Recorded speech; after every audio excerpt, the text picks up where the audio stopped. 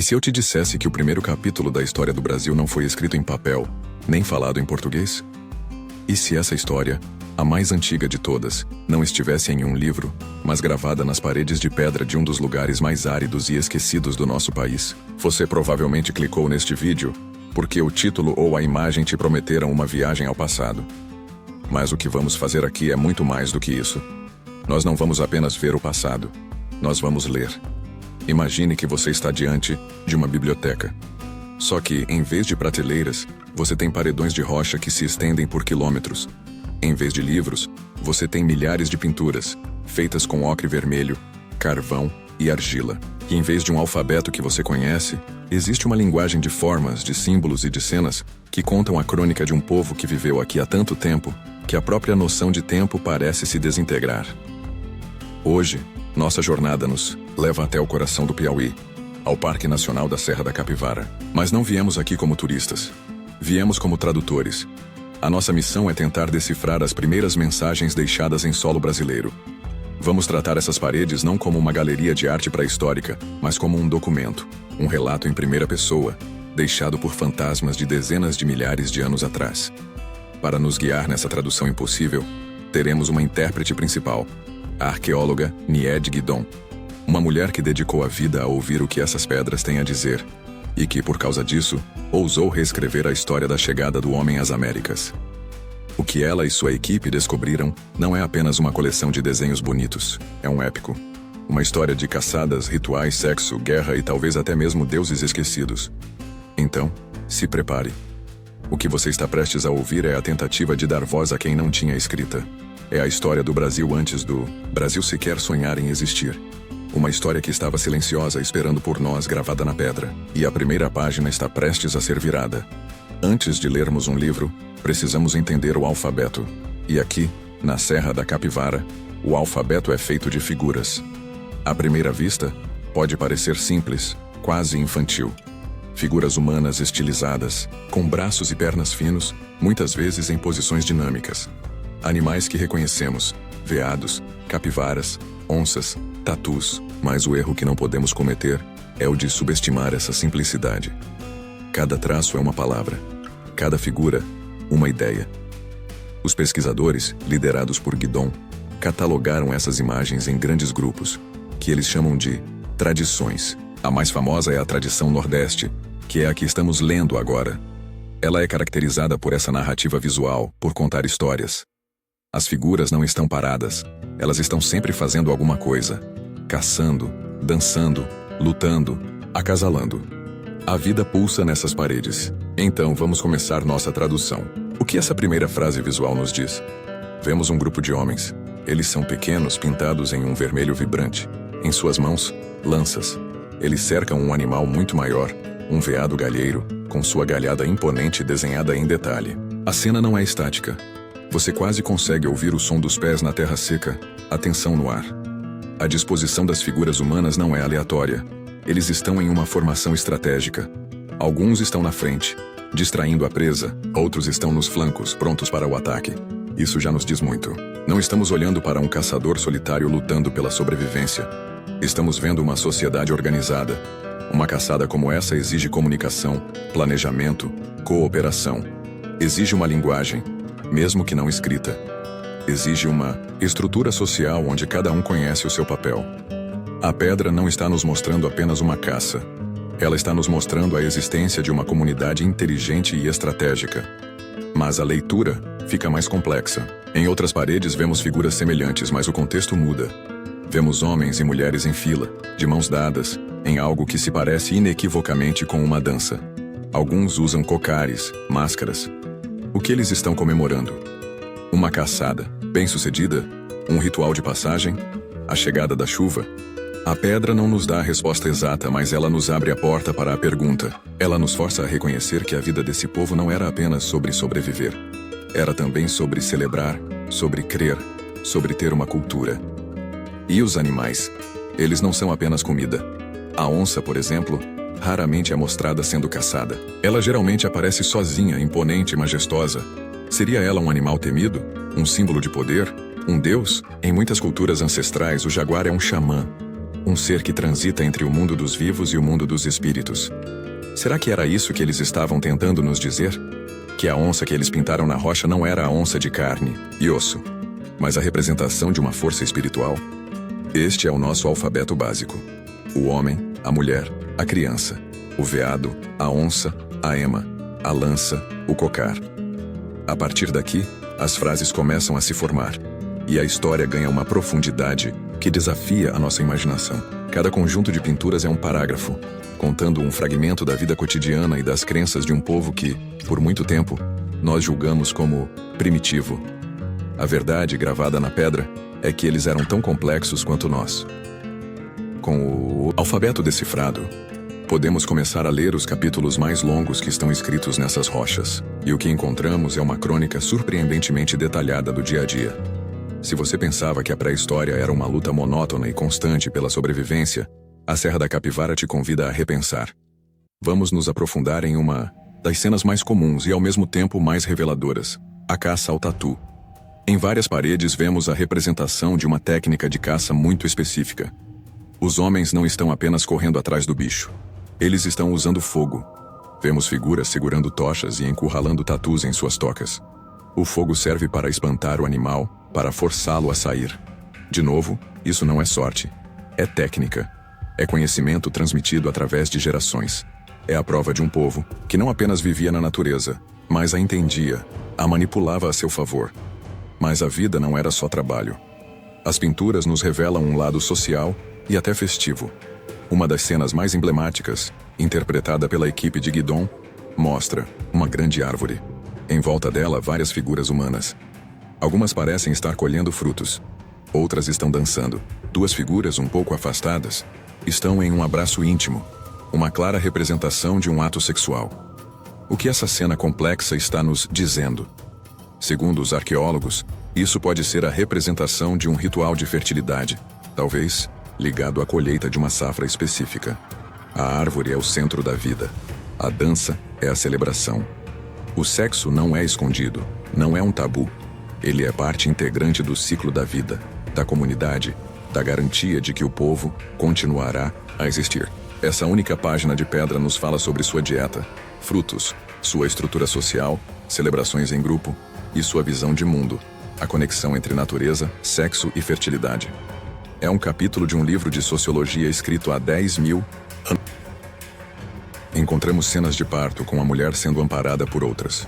Encontramos o que parecem ser conflitos, batalhas entre grupos diferentes com homens armados se enfrentando. Uma dessas pinturas é particularmente dramática.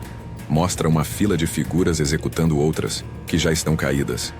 Isso quebra a imagem romântica de um passado pacífico.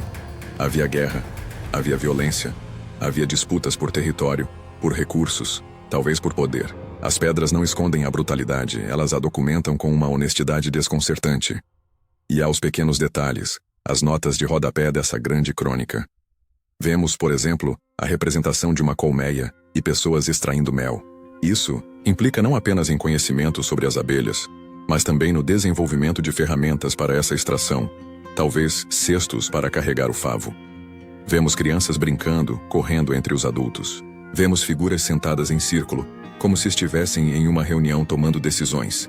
Ao lermos essas cenas, a imagem que se forma é a de uma sociedade vibrante. Um povo que caçava com inteligência, celebrava com fervor, amava abertamente, guerreava com ferocidade e vivia em comunidades estruturadas. A distância de milênios desaparece. Você para de ver figuras e começa a ver pessoas. Pessoas com medos, desejos, alegrias e tragédias. A pedra é um espelho, e o reflexo que vemos é surpreendentemente familiar. A tecnologia mudou, a linguagem mudou, mas a essência da experiência humana, ao que parece, nem tanto. Até agora lemos sobre o mundo físico, o cotidiano.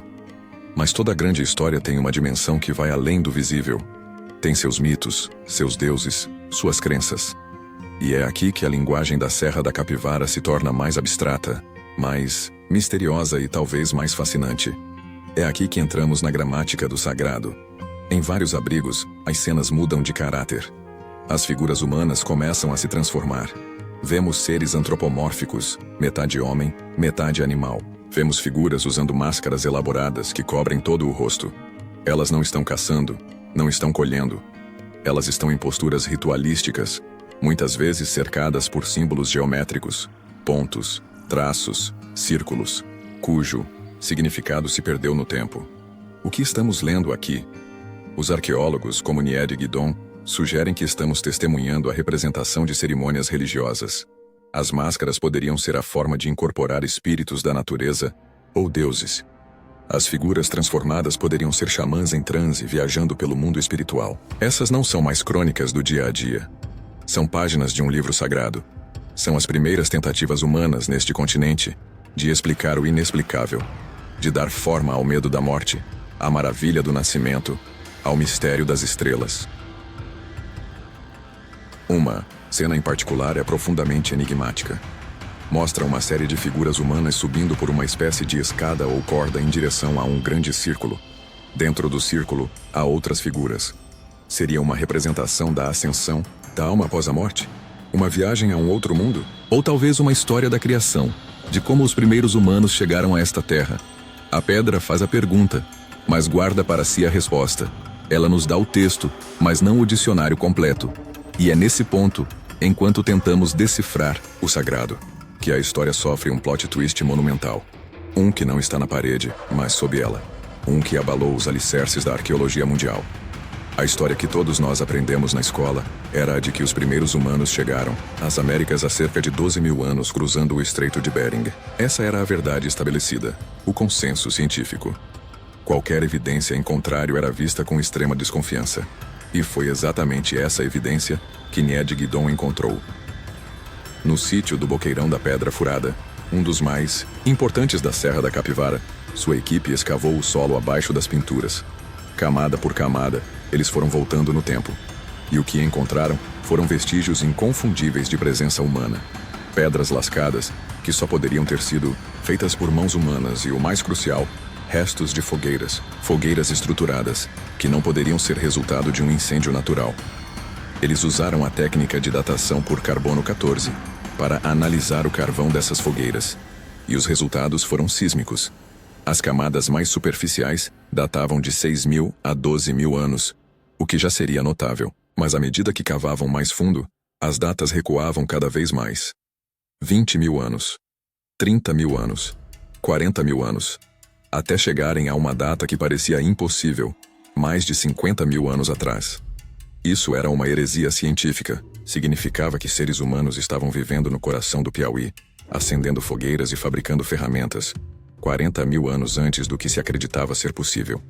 Isso muda tudo. As pinturas que vemos nas paredes, mesmo as mais antigas, de 12.000 anos não seriam o começo da história. Elas seriam, na verdade, um capítulo intermediário. Existiu toda uma saga anterior de dezenas de milhares de anos, cujo registro principal são esses carvões e pedras lascadas. A comunidade científica internacional reagiu com ceticismo, para dizer o mínimo. Argumentaram que as pedras poderiam ter se lascado ao cair de cima do paredão, que as fogueiras poderiam ter sido causadas por raios. Por décadas, Guidon e sua equipe lutaram para defender suas descobertas, para fazer o mundo aceitar o relato que a terra e as pedras do Piauí estavam lhes contando. Hoje, as evidências são tão fortes que o consenso está, lentamente, virando. Outros sítios na América do Sul também apontam para uma ocupação muito mais antiga. E o epicentro dessa revolução histórica está ali, na Serra da Capivara.